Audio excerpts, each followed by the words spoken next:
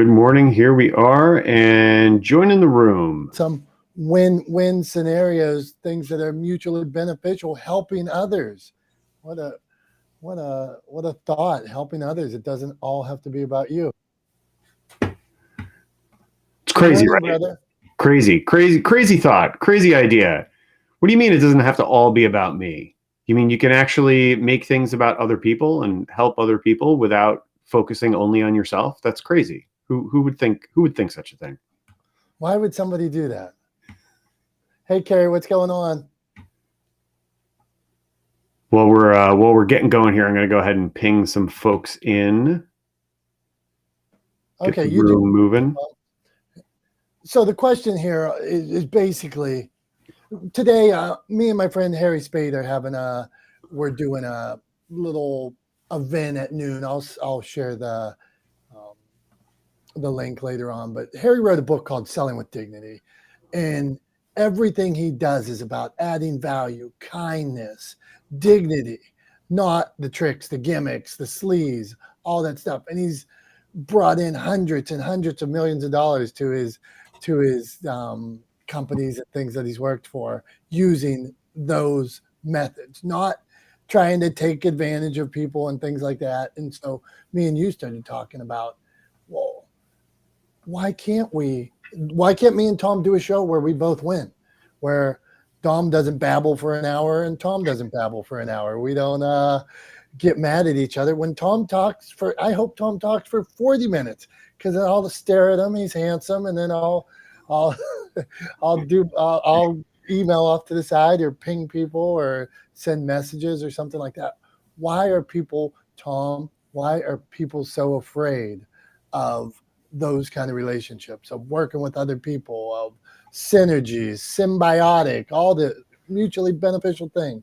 Why does it scare people? Honestly, I think it scares people because, and I'm just looking away because I'm still pinging folks in, but I'm going to multitask here. I can click with my mouse and talk with my mouth. But I think people are scared of it because there is this zero-sum kind of mentality or perception that's very prevalent in the way information is presented to us through a lot of sources, right? And I don't want to use I think it's a lazy catch-all to say the media, right? It's a lazy catch-all to say that. But at the end of the day, the way a lot of information is presented to us is very much as a zero-sum game, i.e., there is a finite amount of whatever the resource is, whether that's opportunity for my business or sales or revenue or whatever the case may be, market share, et cetera, right? There's a finite amount, right? It treats everything as a finite amount, and that finite amount is assigned, right? This guy has this much, this guy has this much, these people have that much, whatever the case may be, right? And so the only way to get more for yourself is to take from someone else, right? That's this whole idea of this zero-sum game that like a lot of things are presented to us in as a zero-sum, right? And I think that is completely incorrect, right? Life is not a zero-sum game. Generally, broadly speaking, are there some things that are finite? Yes, absolutely, right? But economics is not a finite commodity, right? Market share is not a finite commodity, right? There is not only X amount that can be spent on a certain service or product, right? And you ask anybody in sales and they'll tell you this all day long. Just because every quarter, every month, they're looking to sell more than they did last. And you can't do that if there's only a finite amount of appetite for whatever you're selling, right? You have to find new markets. You have to bring new people into the market, et cetera, et cetera. So the point of all that is that if we look at the world not as a zero-sum game, right? But as a place of abundance, right? A place of plenty, a place where we can, like I was saying last week, if we run out of pie, we just make another pie, right? we bake another pie. If we approach it from that perspective, then really what we should be doing, instead of trying to take from other people so that we have enough, we should be trying to be that rising tide, right? To create win-win scenarios, like we were talking about right before we got on, to create opportunities where we give to others and they give to us in return. And thereby we all rise together. We all lift each other up. We all provide for each other in a community, right? And that's why I use the word community all the time. Is when you think of the word community, you think of other people, right? You don't think of dollars and cents. You don't think of fighting for scraps, right? You think of people. And at the end of the day, whether you're in sales or in service or in hard products or in radio or in entertainment, whatever the case may be, all of us deal with people, and we should treat the people we deal with in our businesses the same way we would treat our neighbors or a member of our community, right? And that's like a human being. But I think we should all be looking for opportunities to create win-win scenarios. Period. Full stop. I will die on that hill. Come at me. Yeah, come at him. Come at you, bro. I just think of it, as you're saying, I think of this phrase, alone we can do so little. And like with everything I try to do, you think about, well, if I worked with Tom, if I worked with John, if I worked with Johnny, if I worked with Joyce, well, what could we do today? My mind's this big. It only fits in this. It only fits in the twin screen here, you know. So, but if we could connect, if I could use my resources that maybe somebody else doesn't have, and I use their things that they're good at, and together we work together, then who knows where we could go. So we're talking about collaboration. We're talking about win-win. I'm doing an event with my buddy Harry Spate later. He's the author of Selling with Dignity, and that's what got us going down this idea of just, well, maybe there's a way that everybody wins. And what's wrong with that? So, Joyce, how you been? How was graduation? What do you got going on? What's your thoughts? Good morning. Yep, just got back from Arizona this weekend, still adjusting. Tom, you are speaking my language. I love that message. You know, I talk a lot about abundance. We come from a mentality of scarcity is really dangerous, but the idea of living in abundance and the both and mentality, you know, two things can be true. We can kind of give and get. So I don't know. I think that's the message we should be sharing. I think that's the story we should be telling, because again, we're all ruled by stories. So the more people who say this and live it, the better off we'll be. I'm always trying to collaborate. I've been thinking about community literally since I got my master's degree in urban policy. And the first question of the first day was, think about community. And you can be very expansive with your community, or you can really think of your community as being a very exclusive place. So this is all a mindset, I think, and you guys have the right mindset always. So I miss talking to you, and I am back and doing my thing here in Massachusetts. So thanks. Joyce, I love it. And it's interesting that you can be both places at the same time. I read a book, this Og Mandino, The World's Greatest Salesman, one of my favorite books.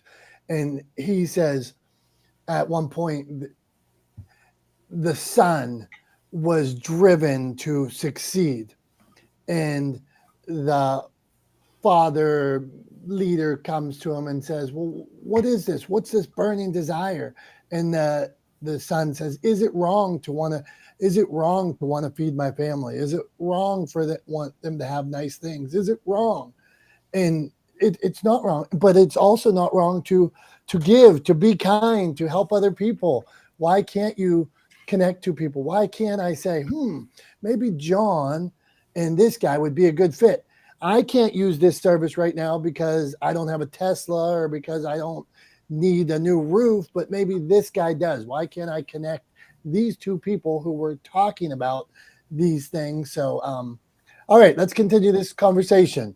I was just going to say, Dom, I think the sort of key thing in what you just said is that it's not wrong to want those things, right? Or to pursue those things. The sort of key difference lies in understanding that you don't doesn't have to be at the expense of someone else, right? It only becomes a negative when you say, I want these things for my family, for myself, for the people I care about, right? If you're saying that you want those things and the only way to get them is to take them from someone else, right? There's nothing wrong with wanting those things. Just realize you don't have to take from someone else to get those things, right? Like that's the key difference. I think that's what we're really talking about is we can, like, a lot of people can have all of those things. We all should be able to have those things, right? Like the sort of comfort and dignity and the things that come with what you're talking about. But you don't have to do that at someone else's expense, right? It's not zero sum. Sorry, just wanted to throw that in there. Appreciate it, man. Not the smartest guys in the room. We're talking collaboration. We're talking win-win scenarios. John, how do you go about the day? Do you care about win-win scenarios? Is everything a win-win? I mean, how does that fit into what you do on a daily basis? Yeah, everything is a win-win. So with my show, it's about the guest and their story. And most of them have a product they want to promote and a service they do. So that's a trade-off. They get that at the end. And then I do some promotions. So there's a lot of collaboration. The problem I have with the term is thrown around a lot of collaboration in Clubhouse in particular is the people that throw the term collaborate around, that they want to do everything for them, they do nothing in return. That I have a big problem with. And I'm not picking sides, but if the CEO of General Motors wants to do business with me, I'm more than happy to, but it's not for free. And I don't think that as a expense or taking from them. It's getting access to my audience that I've worked very hard on. So, my landlord doesn't take collaboration and payment. The travel companies don't take collaboration and payment. I've got to pay them. So there's certain things I have to do. And what I do is I just draw a general rule of thumb that I have is if you are a business and you want me to market or advertise or promote you, then what is the budget going to be? That's the approach I take. If it is an individual that has something else, has a story that fits my show format, then we will gladly provide a platform for them and get exposure to millions of people for free. But it's got to fit the format, and I'll promote it, and then we'll heavily promote it at the end of the show. So I believe in collaborating as long as it truly is going both ways. If it's a one-way proposition, there's streets that are one way and they all end in dead ends. Every freaking one of them until you turn it into a two-way street. John, how do you tell the people no? How often? I guarantee, like I love my community. I treat my community like family. And I find it so offensive when somebody wants to come on or try to sell them something or sell them patches or widgets or whatever. I'm like, whoa, wait a minute. How do you tell those people that want to prey on Don's millions of viewers? Well, here's what I do. I don't put that in text because email and text messages, I found out that no matter how well scripted they are, people are going to read stuff in that's not intended. I read stuff in the emails all the time. So what I tell people is, let's talk on the phone. Let's have a conversation. And then I start the what are their needs? What do they want to do? And then I let them know in a very nice way. I'm not mean about it, but listen, if you want to talk advertising promotion, yeah, we're a business and we can do a lot of things to help you grow, but none of that, it all depends on your budget. That's the way I put it. What is your budget? And if they say, can you do it for free? And I say to them, look, I'm sorry, you don't work for free. You charge for your business, and I can't work for free. I just don't do it. Love it, brother. And that's something we definitely got to add to this conversation, working for free. How many people expect Tom to work for free, or Joyce or Johnny? How many people expect you to work? And do they really expect you to work for free? Johnny, what say you on that? What do you got for us, my friend? Oh my God, I'm about to get on a soapbox. So good morning, everybody. This is John Pike of the Prophet of Pop Culture. You can call me Johnny. So everything that has been said, I'm screaming, yes, yes, yes, yes. I love Tom's analogy. If you think that your piece of the pie isn't big enough, go bake another pie. I'm right up there with John. Collaboration is great, but it's got to be a two-way street. And I only do things if it meets all three criteria. So here are my criteria to take on a gig or a project or whatever it is. One, it has to be fun. I've got to have fun doing it. Two, it's got to grow me creatively or professionally. And three, it has to generate revenue. It has to generate income. And it may not be immediate income. It may be, revenue in the form of, growing an audience for potential revenue. But there's got to be a revenue component in everything I do. And I'm blown away. Look, I am a professional world champion magician. I get paid a lot of money to entertain for corporate events and at theaters and dinner theaters. And I'm always blown away when, a charity who is trying to raise a couple $1 million calls me and says, hey, we'd like you to come perform for our charity event, but, everyone's volunteer. Well, no, they're not. Your caterers aren't volunteering the food. The venue is not volunteering their venue. You're paying for everything. So you got to pay for me too. I would love to donate my services. I support that charity. Amen. Hallelujah. But that charity isn't paying my electric bill. And I still got bills to pay. It blows me away every day that I get these calls. And, I'm the Comic-Con magician. I perform at conventions and whatnot. And we take our podcast back at the Cereal Box to pop culture conventions. And again, I'm blown away by people who think that we're just going to show up and do what we do for free because everybody else does. We're a volunteer-run convention. Okay, I got bills to pay. If you want me there, you got to pay for me. And that's not taking anything away from anyone else, like Tom said. And I love collaboration. I love win-wins. I just entered into a win-win collaboration with Actors Point Theater.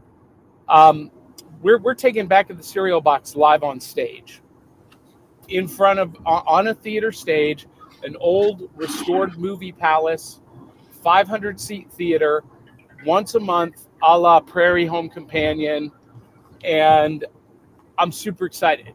Well, I brought on board a director from Actors Point Theater who's also going to bring, they do summer theater camps with students, so he's going to bring the students in to learn, to give them an opportunity to do lighting and sound and create characters and write scripts and whatnot. It's a win-win. The kids get an education, they get opportunity, and there's going to be money into that program from our ticket sales, and it's going to be phenomenal. But there's got to be, if he said, hey, I want to come, I want you to come teach our kids in our summer camp how to do X, Y, and Z. Oh, but there's no compensation for you and there's no return for you. I'm going to be hard pressed. I'm going to have to say no, because,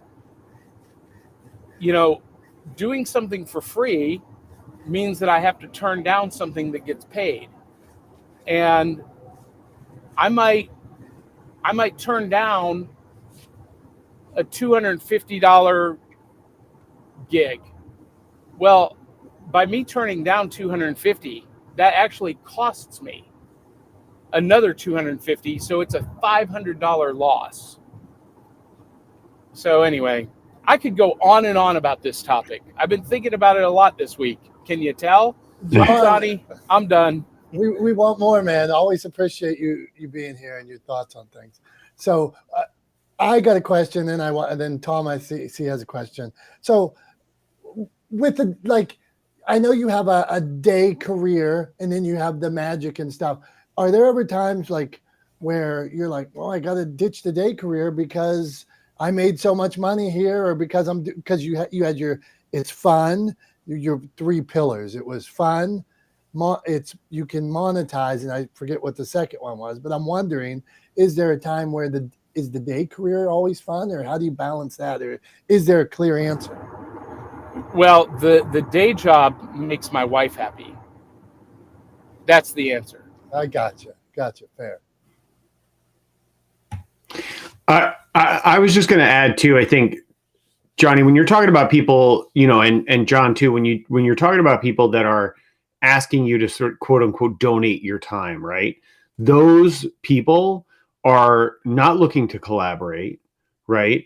They're not looking to create a win-win situation. They are looking to take, right? They want to take. And often they will prey on, your goodwill. They will try to flatter you, et cetera, but no mistake, even for a good cause, right? They are looking to take, period, end of story. Those, like the people that ask you to work for free, are looking to take from you, right? So that they have, right? They're not looking to create a win-win situation. There's always, even for nonprofits, right? Even if they genuinely don't have the budget to afford you, there are ways, right, to make it a mutually beneficial situation. But if they just say, hey, it'll be great for you, why don't you come donate your time? Yeah, those people are looking to take from you, and you should tell them, no, absolutely not, period, end of story. But yeah. And I don't want someone to hear something I'm not saying. I do donate my time. I do donate my talents to causes that I legitimately believe in. I'm partnered with a charity called Comic Books for Kids, and their is they deliver comic books to kids in the hospital and cancer centers. They're in all 50 states right now, 170 hospitals. And it's a cause I am very passionate about, that I believe in. I remember when I was in the hospital as a kid, just getting, I was having surgery at like 5 years old, and I was there for a week, and my mom brought me this big, huge stack of comic books, and it started a love affair, and it meant the world to me. And so I'm super passionate about this charity's mission and their causes. And I approached them. I said, hey, I've got a podcast. I've got an audience. I would like to partner with you to give you access to my audience. I'd like to run your commercials. I would like to, partner with you on fundraising campaigns when we do events and, donate proceeds and whatnot. Are you cool with that? Well, yeah, they are. But I went to them because I'm super passionate about their cause. They didn't come to me and say, hey, would you give us this, this, and this for free? And I think that's a big difference. I think we need to absolutely give of our time, talent, and finances to things that we believe in and that we're passionate about. And quite honestly, that gives me an out for the people who just want to take. When I get those calls, I can say, well, I already donate, X amount to this charity partner, and that's our focus. But thank you for your phone call.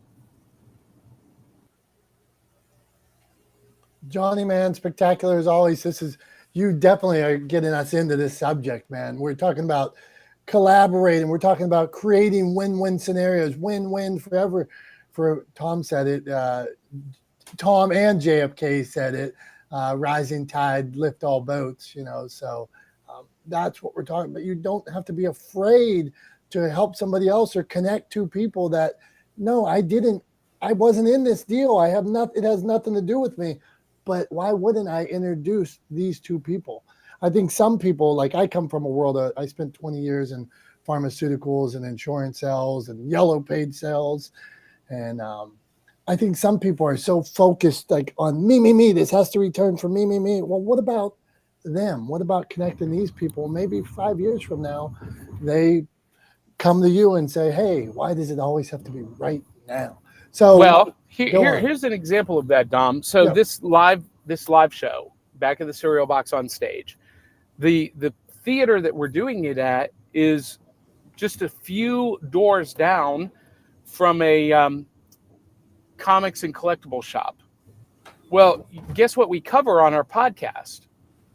We pull prizes out of the Cereal Box. We do, toy reviews and comic book reviews, and I would be remiss if I didn't go to that shop and say, hey, listen, we're going to be focusing on product that you sell in your store.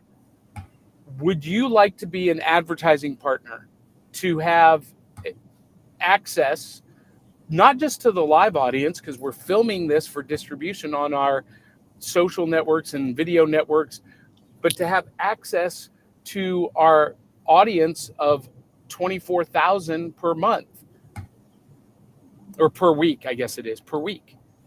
If I didn't go to him and give him that option, what an insult that would be to them. So, there's the other side of that too. Thank you, brother. We're talking win-win scenarios. I see our friend in the beautiful hat, Dr. Tachi. So we're going to go to Dr. Tachi, Dimple, then our man, Charlie Cifarelli. It's nice to see him back in the room. My friend, Julie Loken. Okay, Dr. Tachi. Anybody wants – and, okay, somebody told me about this, and I think most people have been in this room before, but typically – if you want to come up, raise your hand. Sometimes I invite you up. We invite people when we see them. Come on up. If you don't, just deny, whatever. This other thing is we typically go left to right on the stage unless somebody is like an expert in film and we're talking about film. Then that person flashes. Otherwise, we go left to right, keep the conversation rolling. And anybody on stage, if they ever want to flash and say, yeah, I know about this or I want to chime in, go for it. And that's less weight me and Tom have to carry, and we love to collaborate with all of you. So thank you. All right, Dr. Tachi, what do you got for us? How you doing? I'm good. This is an interesting conversation about the have and the have-nots, or the have and the have-wants. Let me just say I agree with everything Tom was saying was resonating. Everything Johnny was saying was resonating because this is the thing, and I did a video about this, that there will be some people that will try to hide under the guise of nonprofit to get you to do things for free, as you all have talked about. Well, let me say this, nonprofit doesn't mean no profit. And so, as we said, there are some organizations who really, truly cannot afford to, to pay whatever, but they should try and make it amenable for you as well. I've encountered that so much that I just look at people like, if you sat and put you in the equation, would you do it? And probably they would not. So I remember, and this was for a large, I'd done a speaking event for free at one place because I knew them and it was fine. And people raved so much about me coming that a large city government institute school board came to me and said, hey, we heard that you did such a great job at XYZ and we would love to have you come. And I was like, okay. And they talked to about it. And then he said, we can't pay, but you could give out all your, you give out business cards and do all. I'm like, I'm sorry, does exposure pay? And sometimes it does, but for this, it didn't. And the thing that got me is that you are like one of the largest school districts in the country. How dare you? And it's not for the children. It's for you, for the administrator. How dare you ask me to come and do it for free? And the thing is, their headquarters were like downtown. So I'm like, and none of you offered me parking. You didn't even offer to pay for parking. At the very least, that type of thing. So nonprofit doesn't mean no profit. School districts are nonprofit, but you know good and damn well that they get profit. So when you think about doing those types of things, again, it's if you feel that it's something that you're connected to, that you want to do, everything is not always for pay. I think that there is some service that we do as well. But I always tell people also, I'm a member of Delta Sigma Theta. I pay for the honor to serve. So I'm not doing too much else outside of that unless it aligns with what I'm saying. So that's my spiel for today. It just made me think, Dr. Tachi, this happened literally just a couple of days ago. I had somebody ask me if I work with nonprofits. And I said, yes. And they said, like, oh, like, how much time do you donate, blah, blah, blah. And I have several nonprofits that are clients. And I said, I don't, they pay me for my work. And they just kind of looked at me and I was like, yeah, nonprofits pay people for stuff. I don't know if you realize this, but like they have operating budgets. They actually have to spend money to exist. It's the way things work, right? Like nonprofits generally get a lot of discounts on things. And I will sometimes charge a nonprofit a different rate than I would charge, a larger for-profit company or a larger company that has a bigger budget, right? That we can do more services for. But generally speaking, my clients pay what my clients pay, nonprofit, for-profit. If you're hiring me to do work, right, and you're asking how much it's going to cost, generally speaking, the answer is the same regardless of what your company does, right? But yeah, they kind of looked at me funny when I said, yeah, they pay me. They were kind of almost surprised. And I was like, yeah, nonprofits pay people for stuff. Like they're still businesses. Just because their organizational structure is different and the reason for the business existing is different than a for-profit business doesn't mean they're not a business. Like that word business is still in there, right? But yeah, it was a really interesting experience because they looked at me funny and I was like, did you not know that you can charge, like that nonprofits will pay you for stuff? Like I was very confused by the situation, but yeah, anyway, just wanted to share that. Can I add really quickly?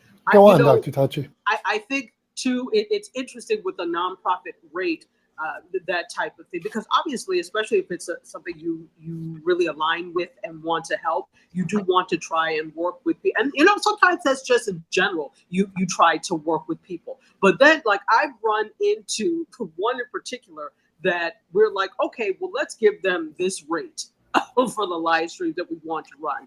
And I immediately saw that it was going to be a problem. We ended up not working with them. I told them that we're not going to have the time to do it because it's like there was almost the expectation that not only do you give us this rate, but we then deserve the same service. And of course, we're not going to give you less service, but there's sometimes the demands that the level of service be exceed almost what people paying the regular rate are because they're a nonprofit. So I was like, sometimes you have to fire people, you're fired. So that brought that up in my mind. Sorry, Dom, go ahead. No, you're good. I appreciate this. I'm the president of a nonprofit around locally, and I just wanted to touch on this spending verse. Recently, we're working on a new computer system. It's going to end up costing us about $6,000 down. This is just computer program, $6,000 down, about $3,000 a year. And then there was some services donated as part of the thing from like a large company like Salesforce. They donate this many licenses and things like that. But another company that we were dealing with wanted to work after hours, wanted to charge us a lower rate, but after hours, but this.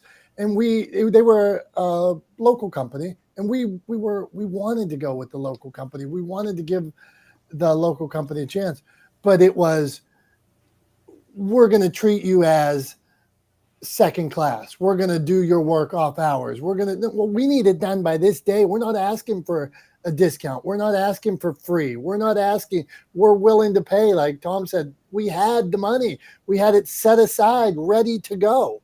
We just wanted you to do what we were asking you to do, not do it off hours and maybe get it done someday. So in that case, in this case, by somebody treating a nonprofit like they didn't have money, like they were begging, we never asked for that.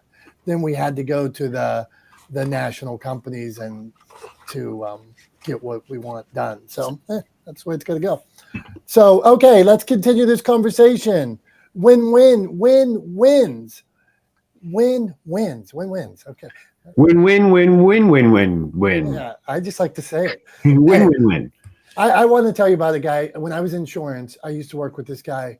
He was the greatest. I consider him the greatest salesman that I've ever met, but not because, and the reason I consider him that is because everybody won with him. It was not always about him. So like sometimes you'll meet somebody who's a relationship seller. Well, they can sell their friends. And if they're friends with Bill Gates, well, they sell a bigger client because they're friends with Bill Gates. Well, that's a relationship seller. This gentleman was able to see ahead and connect multiple people down the road. So we sold insurance. And then all of a sudden, he had a client that separated coal. So then he connected them to a coal company. Then all of a sudden, his client in the coal company wanted to do business with him. Then he connected the coal company with an investor. I'd be like, hey, Paul, where you at today? And here we worked in Pittsburgh. And he'd be like, oh, I'm on Fifth Avenue talking to investors in New York City. I mean, because he could see so far ahead. And by connecting everybody else, they all kept him in. They wanted Paul at every table because Paul introduced him to him. He was integral to all these people. And it wasn't about, he didn't make money on this coal business, doing business with the other person.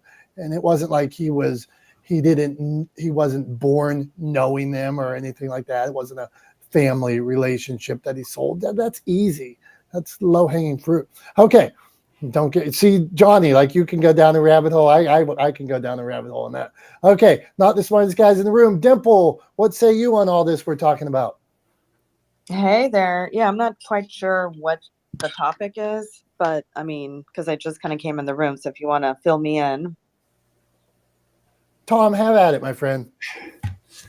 Sure thing. So we're talking about kind of creating win-win scenarios, right? And the idea that if you are looking to create win-win scenarios or win-win relationships with other people, that will, in the long run, really lead to long-term sustained growth for your business or for your organization, right? That life is not, business is not, markets are not finite resources. We do not need to play zero-sum games. We do not need to take from other people in order to succeed, and all the things that go along with that. So we're talking about creating win-wins. We're talking about collaboration, and how collaboration really is a true two-way street. And I would say definitionally, if you say something is a collaboration and then don't reciprocate in the context of that relationship, it's not really a collaboration, right?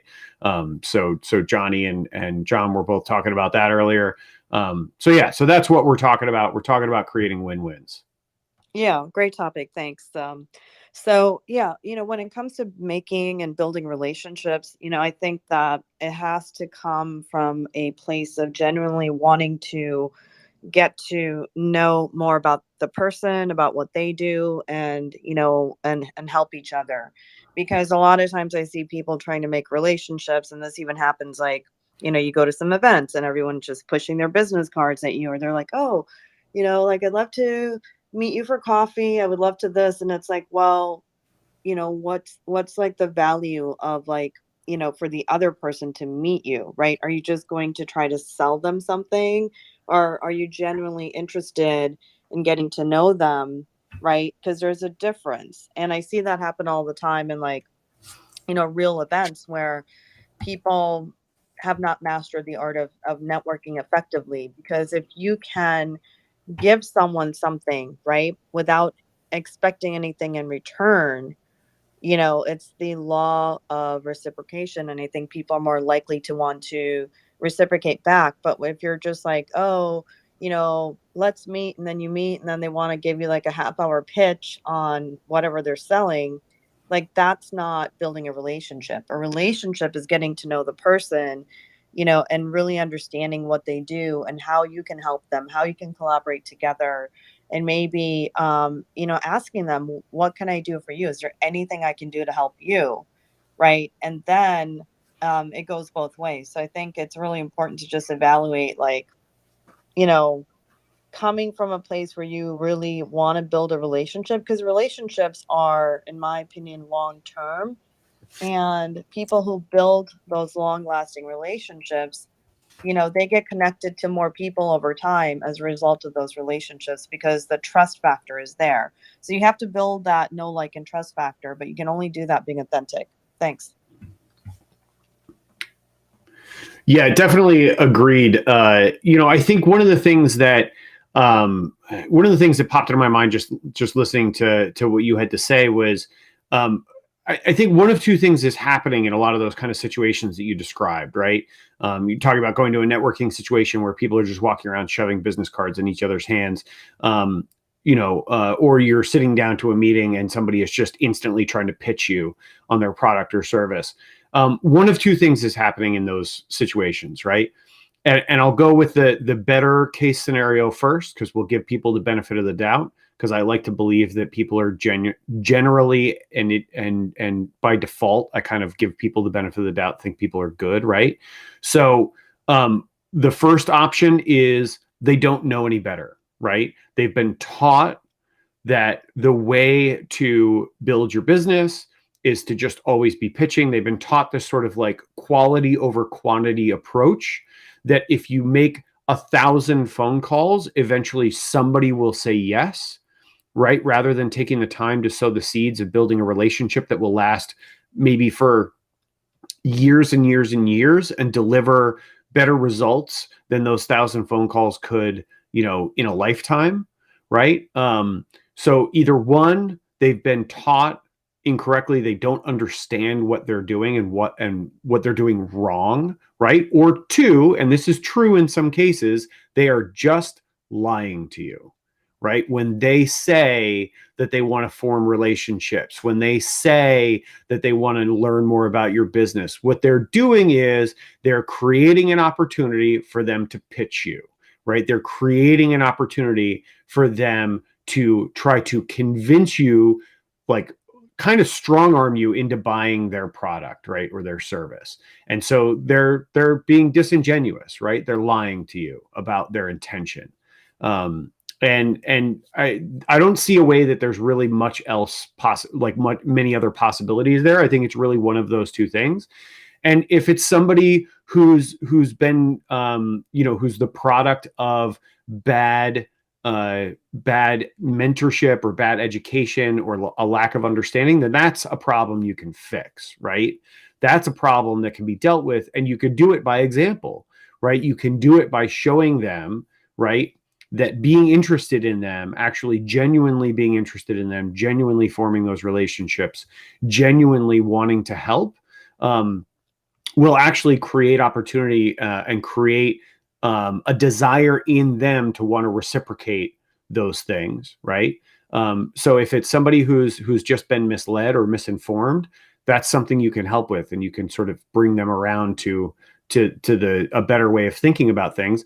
And if it's somebody who's being disingenuous, then you just walk away and you don't need those people in your life. Period. End of story. Right? If it's somebody who is willing to mislead you to try to take money out of your pocket, right, or out of your business, or whatever the case may be, if they're willing to mislead you to do that, then you walk away from that person. You do not need them in your life. Goodbye. End of story. Right? That's how I deal with those people. So what do you think, Dom? Cut them out? Well, look, I just got Text saying Tom's on fire today, so, you must be doing it. It's interesting though, because when I used to sell, what was it, early 2000s, I used to sell yellow page ads, and every pitch that we know today, nearly 20 years later, is wrong. That's what they did. You know what I mean? Like, we would call people. The script was on their voicemail if they didn't answer. Listen to how like wrong this is based on what Tom says. Hey, this is Dominick. I wanted to ask you about your business. That was here. Hey, here's my phone number. Come, I wanted to ask you about a service. That it's all bullshit right from the start. I mean, imagine that any relationship building the foundation on lies, I hate. Here it is. This is me. It's like, I hope when you guys see me in person that I look like this picture that I look like here. I want zero. Like, if you're looking on the live stream, I think I look like that. So I want zero lies. On anything. I want to build this foundation on trust.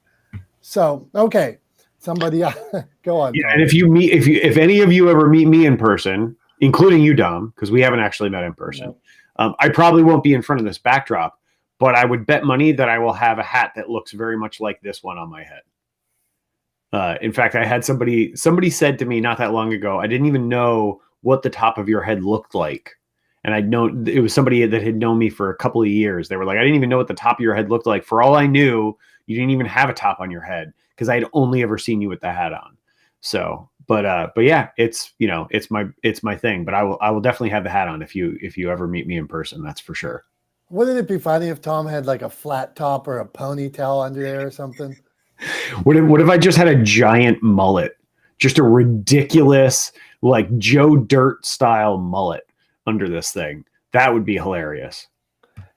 Since you bring Joe Dirt up, then we're going to Charlie Cifarelli. I like Joe Dirt. I think Joe Dirt's funny. My wife hates Joe Dirt. I could watch Joe Dirt over and over and over again. Joe Dirt is like me when I was in high school. I'm telling you. So, okay, let's go to my friend Charlie Cifarelli. How you doing, brother? You've been all over the place, and me and Charlie Cifarelli were in New York same time, except he was eating like high end, and I was eating pizza. He didn't call me, man. Charlie Cifarelli, what's going on, my friend? Hey, Dom. Hey, everybody. Doing okay, and just trying to get back into the swing of things. I got to do my first podcast in a while tomorrow night. But other than that, I'm just, for those that don't know, I'm just learning how to walk again. I had a blood clot go to my brain when I was sleeping at 2:00 in the morning, and that kind of leveled me for a while. So I'm just grateful for the little things right now. And I'm grateful I haven't had to go out with a can and ask anybody for help. And it's just staggering the amount of money that costs when you get ill. Even if you have insurance, it's just staggering. So this has been a really good example. I haven't had to lean on my friends for anything. And hopefully I come out of this and I'm stronger and I can help more people. But going to hit the topic now. I sit on a board of directors for a nonprofit for first responders in New Jersey, and I am the vice president of a nonprofit for animal wellness. So everything you guys have talked about, I concur with. But I really had a bigger position in helping nonprofits. I had a trash business and recycling business, and it really gave me an opportunity to help people. And I'm going to be real upfront. I want to help the causes that I want to help. And they are generally causes of people in direct need right now. I'm that person. You have direct need right now. I want to help you. Probably long-range cause that I supported a lot was Habitat for Homes, Homes for Habitat. That was a big one. Now, with the trash business, I spent most of my time at 12th and P at the Capitol in Lincoln, Nebraska, right at the Starbucks where I was visible. And I would sit with a lot of people that needed our help. They were cleaning up someone's home that had been in the hospital. They had a passing of someone in the community that they needed help with. And I had the opportunity to help people. And when you're in the trash business, I would say if you don't know the business, it's pretty much like Monopoly. When you get those houses on the boardwalk and those hotels, it's pretty hard to go backwards. So in the trash business, whenever I put out dumpsters with our name on it, that created more work for us because that's a billboard. And people would definitely call us from seeing our containers on job sites or at Habitat for Homes. That would make a big difference. I had an opportunity to help people in need that were not 501c where I could write it off. That's the other thing. A lot of times, people want to be able to help a traditional nonprofit where they can get the write-off. A lot of times I ate the write-off to help people in needs in the community. I would say unequivocally, you can't tie me up in a long, drawn-out speech to help you with your MLM. That's nonprofit. You're not going to get me into that. But if you're clear and you come with your bullet points of what you need and how I can help you, and there's always got to be something, because otherwise you'd get a little suspicious. Look, we need your service, but on the back end, we're going to put a publication out and you'll be mentioned. The company, not me as a person, because me as a person, if I give, I want it to be anonymous. Not so much that I have no ego. It's just that I don't want a million people with their hands out because it's just not enough to go around. So that's that. And as you guys know, I helped a homeless dog one time and it became world news. Now, I didn't plan for that to happen, but I saw a homeless man on the street and the New York City police shot his dog in the head and they put out that the dog died. And I just made a simple comment on Facebook. Everybody went for the dog. I said, I'd like to help the homeless man. And then CNN picked up the story and it became a big deal. And the story is in Wikipedia, Star of the Dog. So I never knew that was going to happen.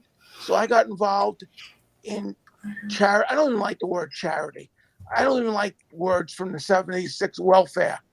I mean, if someone's in need, this country, either you're making a bunch of money or you're at the other end of the spectrum. I have seen a lot of people that I've helped come out of that position and they're in the other position now and they're helping people. So that's all I have today. I'm doing okay. Hopefully I sound okay in a podcast. That damn blood clot definitely messed my head up a little bit, but I'm going forward. Charlie, brother, you sound fantastic. I mean, the voice is on fire. The message is on fire. So, man, appreciate you, man. I'm glad you're feeling a little better. I see you on tractors and stuff in your yard and in the pictures. So keep it up, man. Hey, we're gonna cruise. I messed up my order here, so let's just go. Julie was here and she jumped out, but we're gonna go to Gary.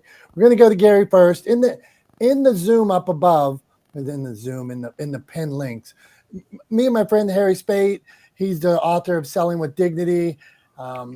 Believes in adding value, giving, kindness, no gimmicks. We're doing a little thing at noon today. Harry's going to do a presentation for about 45 minutes. So sneak out into your car and listen to that for 45 minutes. Harry's a good guy. I promise you will come out of it stronger. Gary, man, what all things, everybody wins. What do you think about the subject? How do we make sure everybody wins? Or should we care that everybody wins? What do you got, Gary?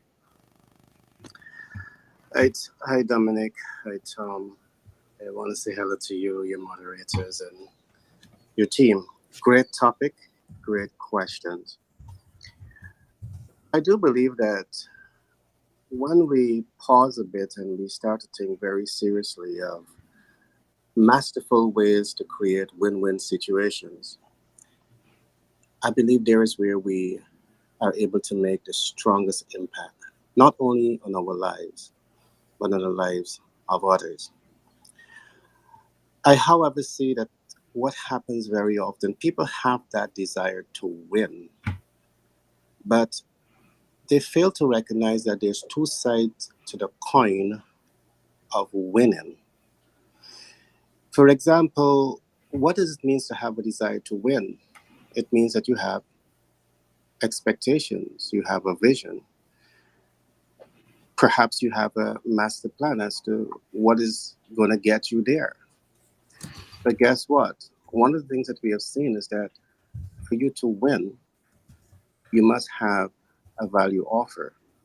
For you to win, you must have your MVO, meaning your minimum viable offer or your most viable offer.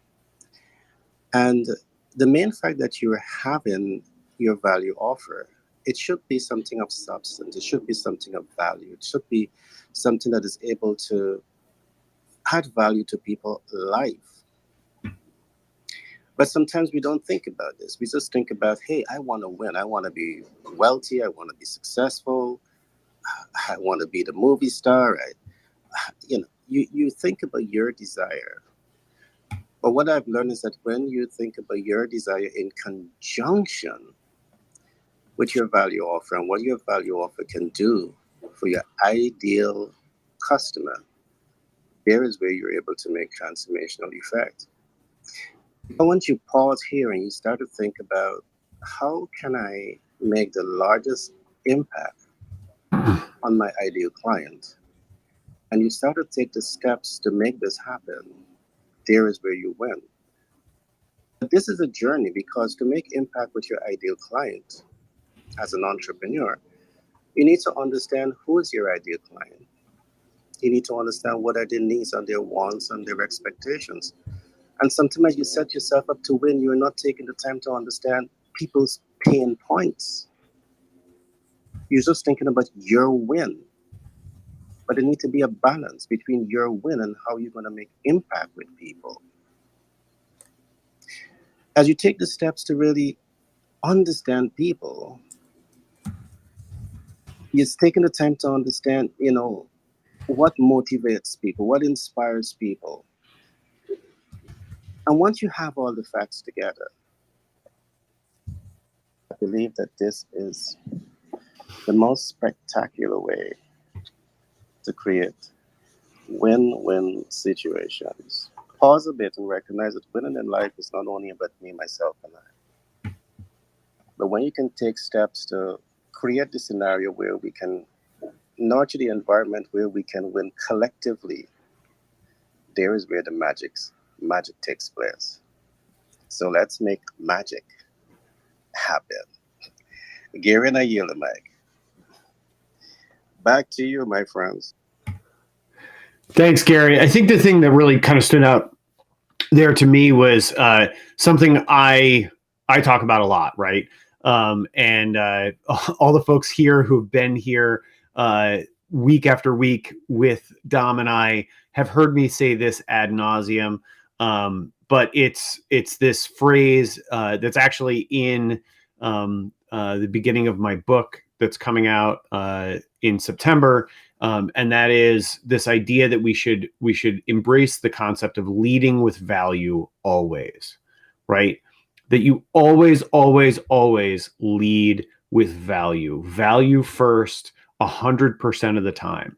If you're always delivering value to other people, then they will return that value to you. It's very, very simple, but that's like the basis of kind of my whole philosophy around legendeering. And the work that I do is always working to lead with value. I think it's part of the reason why we're here in this room, why Dom and I do this every Wednesday, right? Is this idea of leading with value. We're trying to create value for other people, right? That's why we're here. And that's why we host this room every week. So thanks for being here, Gary, and thanks for sharing your thoughts. Next up, the one and only Miss Julie Loken, who just got back from VCon, and just casually dropped a picture on social media of her hanging out with Gary Vaynerchuk. So Julie, are you too big to speak in our room, or you got something cool to share with us today? So you're setting her up. She actually just texted me and said that she has a son graduating from high school right now. So she said she'll jump up in a minute. But I talked to her yesterday. Yeah. So right when you threw her under the bus. Well, I saw the.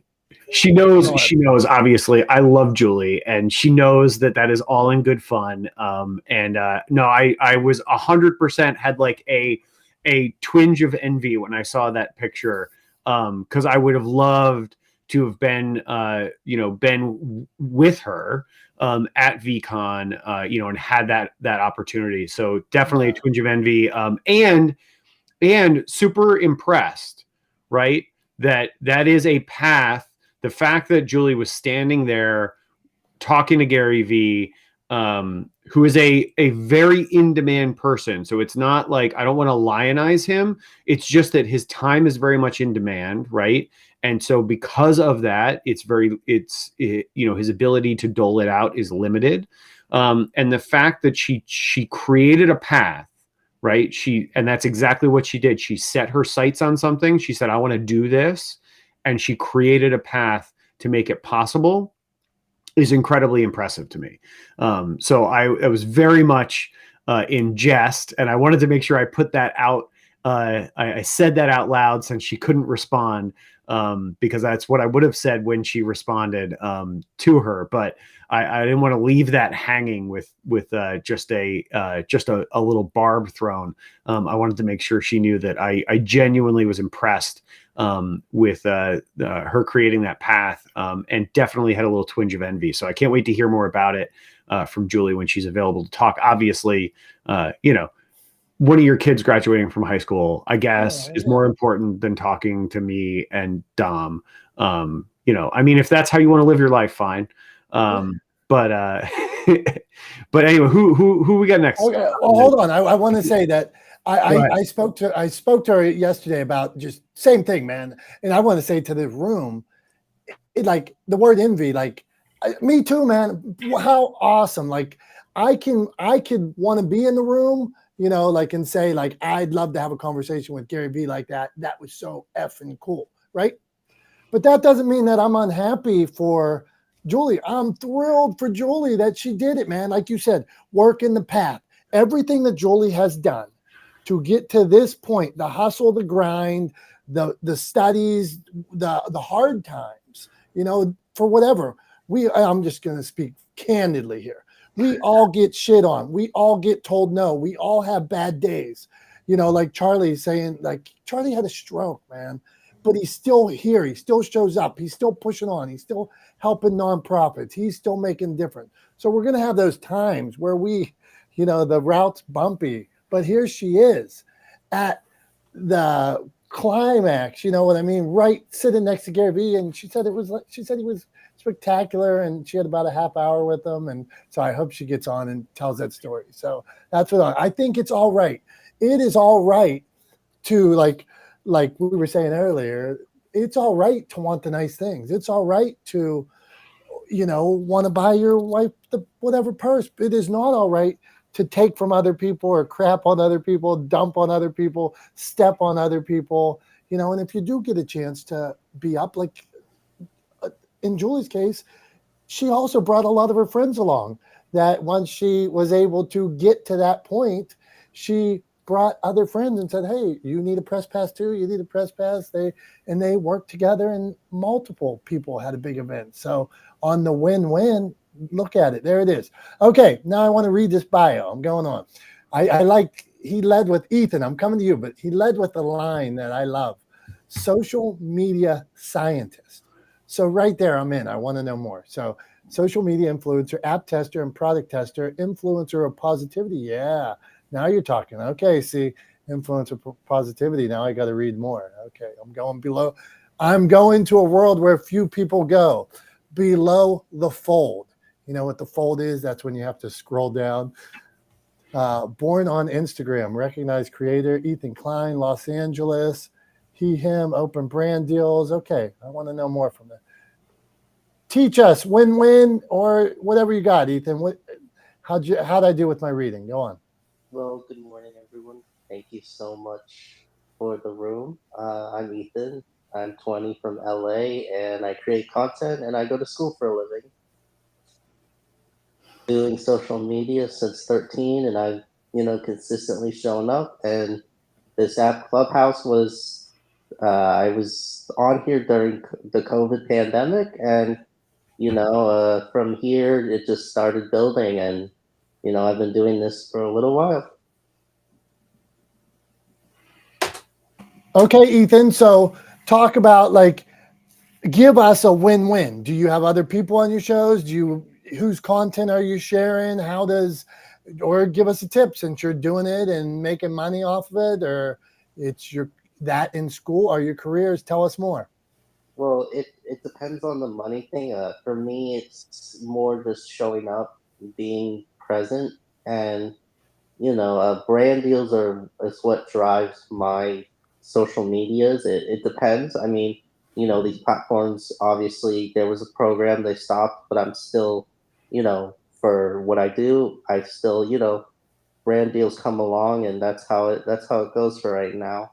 The social media is constantly changing, and so I feel like that thing in my bio, I think, defines social media scientists. I think that defines, you can tell when, for me, when I can tell things are changing. I feel like that's why I should have that in my bio, because I notice change, and then I implement what is going to happen next, or whatever I think is happening, I implement it, and I'm good for whatever's, these platforms constantly change, and so it's just one of those things where, what do you call it? You just got to adapt to what's coming next with these platforms.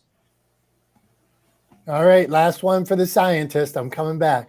Are you concerned about? I think I read you have 31,000 followers on TikTok or something. If TikTok goes away, what does Ethan do? Is he an Instagrammer that same day? I mean, I'm sure you already are, or it doesn't matter. So I don't put my eggs into one basket. So I'll scatter my videos everywhere. And TikTok is already suing Montana, so we'll see how that goes. But it's not going away for sure right now. But they're in the process of doing stuff behind the scenes, and they're working on whatever they need to work on to clear everything up. All right, right on, brother. Appreciate you being here. I pushed follow on a couple of your pages, and for everybody who stops here for 10 minutes, 20 minutes, if you come by an hour here and there, there's so much talent in the room. There's so many cool people. There's so many creators. There's so many people into different things, whether it's, I see Ethan said foodie, or it could be media, or it could be, who knows? It could be biking and hiking like me, whatever. But check out these other people, follow them, connect, check out their other pages. And on win-win, it is all right once in a while to give a like or give a heart or give a share. You don't have to be so stingy. Not that you are, but I wonder if pushing this heart or like or thumb that could help somebody else's algorithm, that could maybe make them smile when they got one more hike thumb. What did I say? I said hike thumb, like thumb or heart. Come on, man. Share a little love. Go on, Ethan. I want to throw something out there before we move on to the next person. I just want to say, if you resonate with someone's content, I feel like it's more about resonating with it than actually, you obviously you like it and do those things, but I feel like, if you resonate with it, or something with you, likes it, I feel like that's much, more of a genuine way to, do something, because I feel like, I see people on this app ask for, oh, can you go like my page and stuff like that. I just feel like it's more genuine, if they see it and they actually resonate with it. And I feel like it's more, it's a different impact. That's all I wanted to contribute to the room. So Ethan, if they resonate with it, what should, as a creator, what is the best thing they could do for you? So the save button, and to send it to others as well. Good tips. Never thought about to send it to others. Okay. Appreciate you, man. Okay. We are going to, I think Aurora. Damn, I think I'm saying that wrong. So Araya, we're talking win-wins and things like that. And then we're coming to our friend, Dr. Tachi or Prof T. I'm sorry. Hey, why do I confuse Prof T and Dr. Tachi? But they're two apart, but Araya. Okay, let me get focused here. I'm going to read Araya. Emmy award-winning TV show host and producer, president of the Limelight Television Network. Wonder what's on Limelight. Tell me what's on Limelight, and then share your thoughts on win-win and all that. Go on, Araya. Hey, Dominick. Hey, everyone. Sorry I was called away for a moment from one of those mornings, but I just found you guys in this wonderful house and room, whatever we're calling them now, on Clubhouse. And just glad and excited to be able to contribute to the conversation. So we're talking about win-win and I know John's here. I know John from Clubhouse. Talking about win-wins in the podcasting world. Win-win anywhere. How do you make it a win-win? How do you lift? Rising tide lifts all boats. That's what we want to see. So, I mean, it could be podcasts. Well, give us a tip in podcasting, but wherever in life, whatever. Well, I love that. Well, I would say off the top is a win-win situation is, especially these days, is collaboration and partnering. And it really is a win-win when you can share audiences, you can share communities. I do a lot of collaboration now, probably so much more since the pandemic when, I've been on Clubhouse now. What are we going on, like 3 years now? And I have so leaned into the connect and collab, the no competition. It's connecting and collabing, sharing each other's audiences, speaking on each other's shows, and going live on Instagrams and other places, because especially if we do something similar, but we serve in different ways, but we're serving a very specific audience that needs both of us. So, and when you have your own podcast, as you know, Dominick, and anyone else here that has a podcast, flash your mic. I love podcasts. And I always make a podcast, a television show at the same time. I find that really levels you up as an entrepreneur when you have the confidence enough to show up in front of the microphone, on the stage, on the camera, on a TEDx stage, wherever, and think, why not you? You're an expert in your industry. Stop playing small. Stop being down in the listening lounge. Get up on the stage. And the minute you become a podcast host or a speaker or do something brave enough to do that, which you should if you're an expert in your industry, that levels you up to be able to partner and collab with like-minded, successful individuals. And if you're looking up to all these people that may have, all these followers, all this success, looking up to them as a fan, when you become your own host, you become their peer, and you can become a colleague and a partner in a collab, because successful people collaborate with other successful people, not their fans. They are hired by their fans, but we do business and connect and collab with our peers. So what's stopping you all from becoming a peer to those that you're looking up to? Why not you? Your time could be and should be today to step up into your greatness and become everything you want to be, and stop watching the world go by and thinking everybody else on the stages or in the limelight or with all these wonderful followers are better than you. Stand up. We're all the same as us. We're just the ones that are on the limelight, the ones that have the microphones in front of us, the ones that said, why not me? We've got a message to speak. We have an expertise, and we're serving the world. We're serving our community. We're not selling. People buy, but we're not selling. We're educating, we're serving, we're solving pains. So I just challenge everybody to come on, because that is a win-win when you step up into your greatness, because somebody is waiting for each and every one of you to show up in front of a microphone or a camera or an audio room somewhere, the next level up, and share your brilliance. The world needs you, needs your brilliance. So that would be a win-win. And I've found that all through my career, win-win, collab, connect, do things together. We're not meant to be solopreneurs.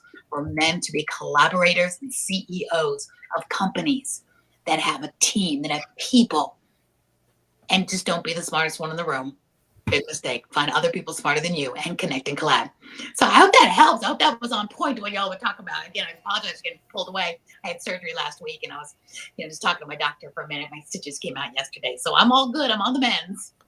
Araya, well, we are happy to have you, and you were spitting fire, so we appreciate all your tips. how could somebody, let's say you're looking to collaborate with Araya or somebody that's on this, somebody that's a superstar like yourself that you identify. Let's say it's the Yankees or whoever you see out there. Man, I really want to collaborate with this organization or this person, but I'm not. I in my mind, I feel like I'm not there. What should they do? Well, do your homework. It's always, I've collaborated with so many, big celebrities and different people in so many different realms. And you just don't jump in blindly. Hey, look at me. I'd love to do work with you. Really dive in and find out, why do you want to do business with this person? What does that look like? Follow them, be very educated fan at first, and then when you reach out to them, whether it's through DM, whether it's through a connection you have, you're able to make a very poignant conversation. Like, Dominick, I loved your show, especially on the episode where you had so-and-so on your guest, and you talked about mental illness when teenagers lose a parent to murder. That's actually my specialty. And I'd love to know more about some other episodes you've done on that. I'm one of your biggest fans now. And so you're just kind of layering it. Don't go for the gusto right in the beginning, but fan them, like them, download their shows, comment, get into the mix, and be specific when you do reach out to them. If you feel like you want to serve, always go with a servant attitude. I would love to support you. You're a great host. The Yankees. I love the Yankees. I'm a big fan. I just would love to support you. I have a large following on my community, and I'd love to feature you on my show. And I'm telling you, when you have a podcast, it is an open door. Everyone loves to be on podcast. So if you do a great podcast, and let's say you want to reach out to the Yankees, since we're talking about that, you would say, I'm a big fan. I've been a fan for this many years. My dad, whatever. You kind of give them a little bit of relevance and say, I'd love to feature so-and-so on my podcast because of this. So the more specific you can be, the more they know you're an educated fan. You're an educated person that loves what they do or what they're doing for a specific reason. It's not like, you probably all get this too. We get people that just DM us, hi, or love you, or you look great, or something like that. There's nothing to answer. But when somebody reaches out to me, whether they want to be on my stages or on my shows, and they say, I heard you on Clubhouse today in the Clubhouse Podcast Publishing Social, and I love when you said such and such. And I would love to know more about your show to see how I can support it better. Boom. I'm responding to that. They didn't ask me for anything. They were specific where they met me. I know they're part of a community that I serve. And now it's like, oh, I like that person. That person is going to get my reply. I'm like, thank you so much. I'm glad you like that. So, and what way would you like to support? Are you a host yourself, or do you know people who like to be on my show? I would start the conversation that way. So be an educated, strategic stalker, if that helps. Okay, that was good input. That was exactly what I was hoping for, and great shares. And anybody that listens to the replay and things like that, that's kind of input that you check it out and you can almost like study it. I take notes a lot of times on what you guys are all saying. So, Araya, thank you very much. Go on. I was going to say thank you so much. And it's best to DM people right now when you're on stages with people, because, hey, you can say, we're on stage together right now in this room. And because that's what we should be doing right now, checking out people's profiles while you're here online, because you know where they are. And it's a much faster response time. So just a quick tip that's worked for me here in Clubhouse all these years. Thank you. Okay, we got about 12 minutes to go. We're going to meet 3 people, and then Tom's going to wrap up here for us. But I got this event today, but I forgot that every week I'm supposed to show something for anybody watching the live stream. This was bought to me by my children as a present, and it's a great gift. I keep it behind me at all times.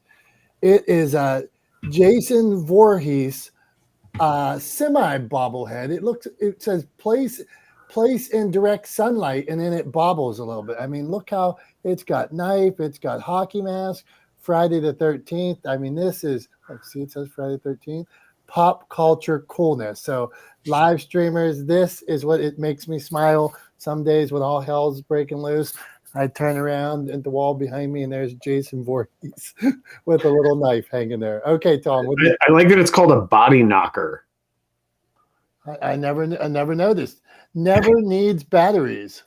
Body knockers. battery-free, solar-powered body knocker. All right, I that's like right. it though. I like it though. It's still it is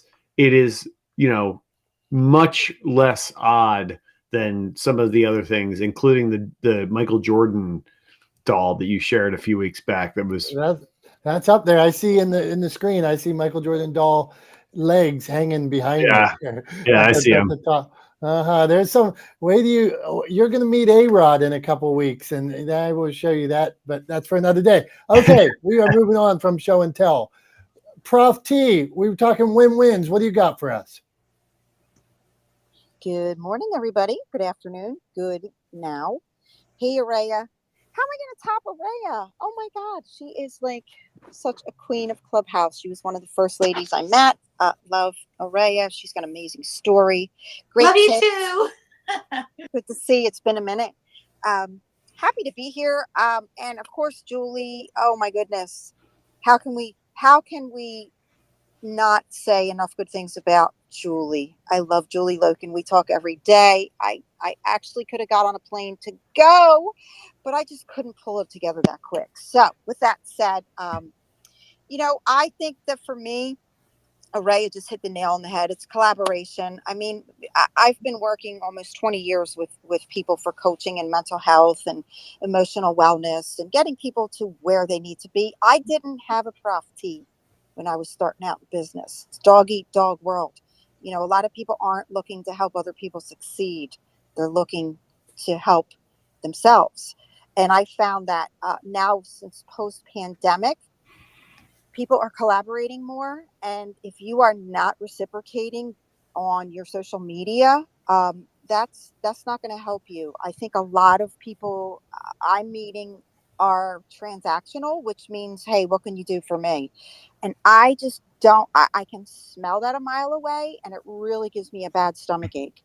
So like Araya, I love her idea. Just, when somebody DMs me, hey, loved what you said, that's really great. I'll say, hey, what did I say that really struck out? And try to start a conversation. I'm a big fan of people person. I'm actually sitting in the King of Prussia Mall parking lot, King of Prussia Mall, one of the largest in the United States, getting ready to meet some potential business collaborations. So all I'm going to say is get back to the old. You can't beat the old way of doing things. Telephone calls, meeting in person, looking to collaborate. And it is always about how can I help you? Because when you take other people with you on your road to success, I promise you, they will, they should, they can will take you with them on their road to success. Help others, help them first. Thanks, everybody. Great to see you. Prof T, over and out. Prof T, you brought it today, as always. Great message. We appreciate you. Killing it. And make sure you follow Prof T. All right, let's go on here. Two more where we meet Jason and Sean. Jason, my friend, I show up in Jason's rooms. Jason, what do you got going on, my friend? How you doing today?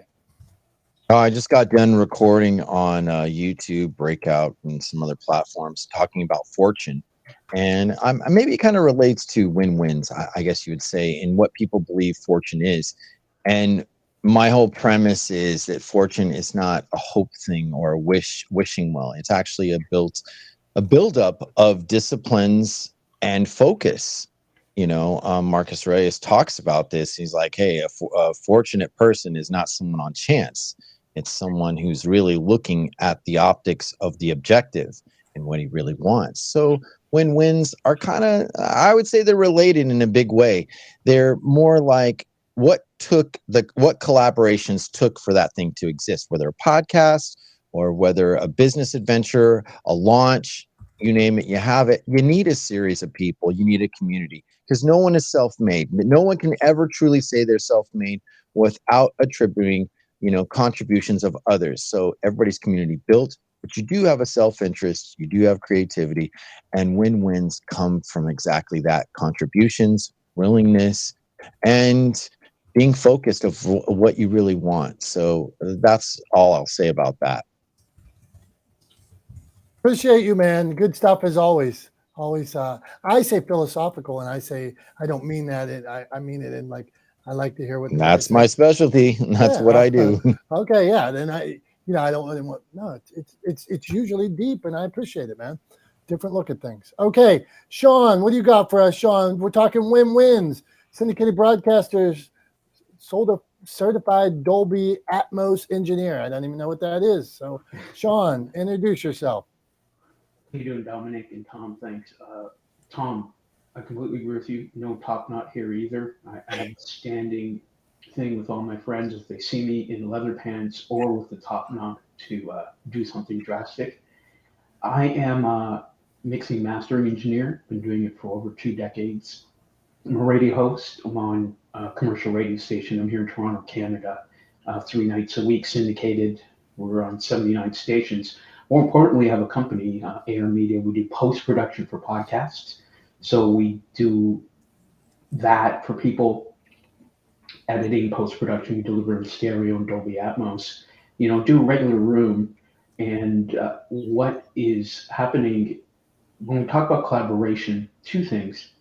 Going on each other's podcast is a great thing, but don't assume the other person is going to share your on socials. Just because they came onto the show and you recorded it and you did everything, don't assume that they're going to share it on theirs. Share it, collaborate, great thing, but just don't assume they're going to do that even though they've been on the show. A lot of the time they'll come on the show and then it's out of their mind and you're going to assume that they're going to do that. And here's a great tip. And this is something when we're talking about collaboration that works tremendously. And I want everyone to implement this if they haven't heard of this or done it yet. If you do have someone on your show, let's say, for instance, I have my podcast and I have Johnny up there, Pika on the Micah, and we're on there. At the end of the podcast, I'm going to tell people, look, what you can do is go listen to Johnny's podcast and then listen to mine right after. Or listen to this podcast and then go listen to Johnny's right after. What that's going to do is the algorithms and all these bots are going to go, hey, wait a minute. The people that listen to Johnny's show also listen to Sean's show. And then it's going to push it out to all of Johnny's listeners. My show will pop up in their feed. And all of my listeners, Johnny's show will pop up in their feed. And I've had a number of my clients do this towards the end of the show. Johnny, thanks for coming on the show. It's great. Hey, folks, do me a favor. Go listen to my show and then go listen to Johnny's show right after. And even without cross-promoting on socials, you're having the algorithm of all the platforms do that work for you.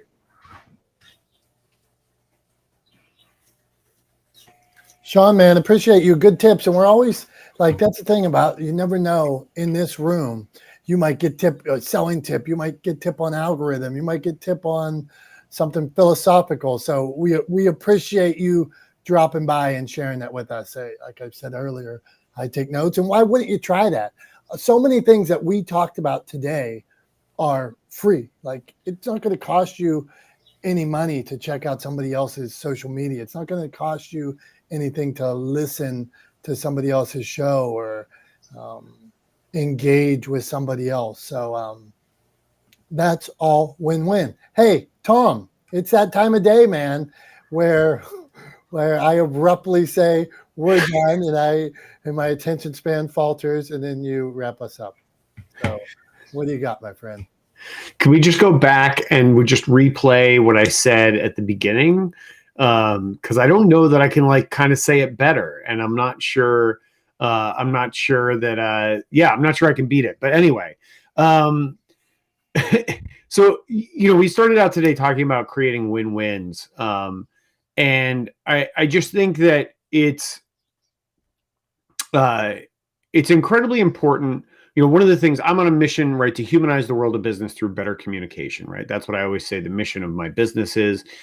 That's the mission I'm on, right? And the best way to do that, in my estimation, is to create and deliver value to other people, right? So that they will return that value to others to create cooperative success, right? That leads to building a rising tide that will to quote, lift all boats, right? And so that's what I work to do every day. It's the reason why Dom and I have this room that we've been doing for, it's like 2 years now, right? I don't even know. I genuinely don't know when we started, when I started, because you were doing it before I was part of it and I was invited in, right? So I don't even remember. I don't remember how long it's been just the two of us, but it's been like, I mean, it's got to be going on like 2 years. You know, I think over the course of that time, what we have done consistently week in and week out, and I think the reason why so many people show up to this room on a regular basis, right, and hang out with us for an hour and a half, sometimes 2 hours a week, is because we are committed to creating value for other people, holding space for conversations that are meaningful to the people that join us in this room, and providing solutions for people when we can. And if we can't, surrounding ourselves with people who are smarter than us to provide those solutions. So it's something that I try to do every day or every Wednesday morning when we're in this room, specifically, but broadly, it's something I try to do every day in my interactions with other people. I always try to deliver more value than I need, right? To create more value than I take. And so that's what I'll leave you guys with today is go out, leave the space, leave the room, leave this place here on Clubhouse today and go out into the world and try to create more value than you need. Try to give more value than you take. I think we'll all be just a little bit better off if we try to do that every day. So in your own small way, however you can, deliver some value to somebody with no strings attached today. That's what I'll leave everybody with this week. So thanks as always to everybody for being here. We love you guys. You guys are the reason why we do this every week. You're the reason why this room exists. You're the reason why all of you here are the reason why Dom and I are not the smartest guys in the room. And until we see you guys next Wednesday at 9:30 a.m. Eastern time, please have a great rest of your week. Have a great long holiday weekend. If you're here in the States, it's Memorial Day weekend. So think about the folks that gave all so that we could have what we have now. And enjoy your Memorial Day weekend. Enjoy the long weekend. And we will see you guys next week, Wednesday morning, 9:30 a.m. Eastern. Not the smartest guys in the room. Until then, take care, everybody. Love you guys. Bye-bye.